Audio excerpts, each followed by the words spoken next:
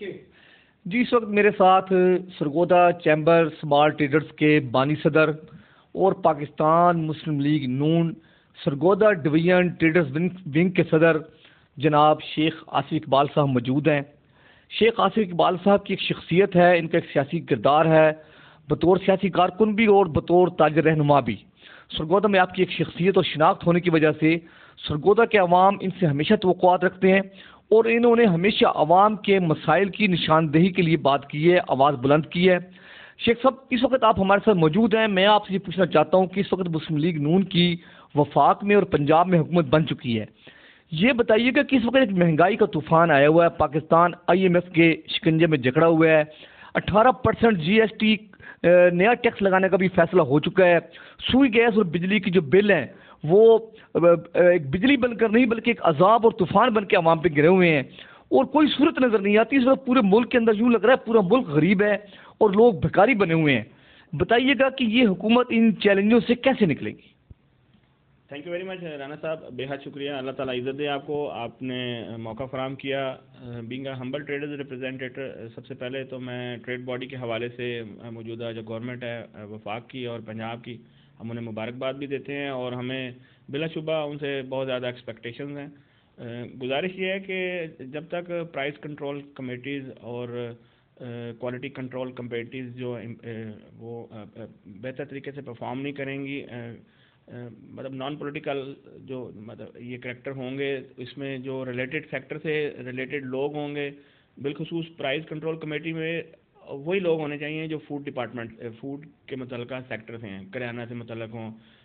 Chicken کے متعلق ہوں، بیکرز کے متعلق ہوں، بیوری کین فیکٹریز، ان کے ریلیٹڈ جو لوگ آئیں گے، related right person for the right job ہوگا تو پھر یہ لوگ کچھ پرفارم بھی کریں گے۔ جوتے کپڑوں والوں کا تو اس میں کام نہیں ہونا چاہیے۔ اسی طرح ڈپٹی کمشنر صاحب خاص طور پہ جو مسلم لیگ نون ٹریڈرز ونگ کے جو اسٹیک ہولڈرز ہیں، جو ان کے جو ریپرزینٹیٹرز ہیں، ان کو میٹنگز میں پیش نظر رکھیں گے تو اس سے وہ بھی اپنے اپنے بازاروں میں اپنی مارکیٹس میں وہ پرفارم کرنے کی پوزیشن میں آئیں گے۔ سیکنڈلی یہ ہے کہ اس وقت 2013 سے 2018 تک جو مسلم لیگ نون کی گورنمنٹ تھی، تاجر دوست گورنمنٹ تھی، اس کے بعد جب گورنمنٹ آئی، ریجیم چینج کے بعد IMF کے ساتھ جو ایگریمنٹس ہوئے وہ بہت ایک مہنگے اس میں اقساط کے حوالے سے ایگریمنٹس، کچھ پیٹرولیم کی مصنوعات کے حوالے سے آپ کو پتہ ہے انٹرنیشنل مارکیٹس وہ ساری اس پہ ڈپینڈ کاری ہوتی ہیں۔ سیکنڈلی جو بجلی کے جو بل ہیں ان کے جو ٹیرف ہیں وہ بہت مہنگے اس پہ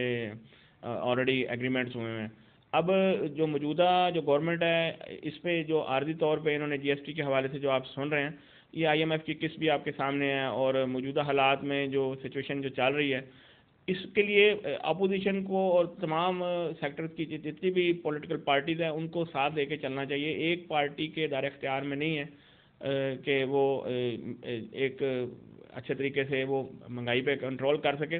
اور مہنگائی کے ساتھ ساتھ اس وقت جو کامن پیپل کی جو ریکوائرمنٹ ہے وہ یہ بھی ہے کہ اس وقت فل فور گیس کے جو اور بجلی کے اور خاص طور پہ جو میڈیسن کے حوالے سے اس میں فوری ریلیف ملے۔ گورنمنٹ کو چاہیے کہ اس سیکٹر سے ریلیٹڈ جتنے بھی آئٹمز ہیں ان پہ ڈیوٹی فری کر دے، اور بلکہ اس میں ٹیرف میں نرمی کرنے کے ساتھ ساتھ اس میں ڈیوٹی اس میں سبسٹائز کریں، تاکہ جو آئٹم میڈیسن سے ریلیٹڈ جو خاص طور پہ جان بچانے والے اور جو میڈیسن جو اکوپمنٹس ہیں جو وہ ان پہ وہ ڈیوٹی کم کرنے کے ساتھ ساتھ، اور ساتھ ایک اور جو امپورٹنٹ چیز ہے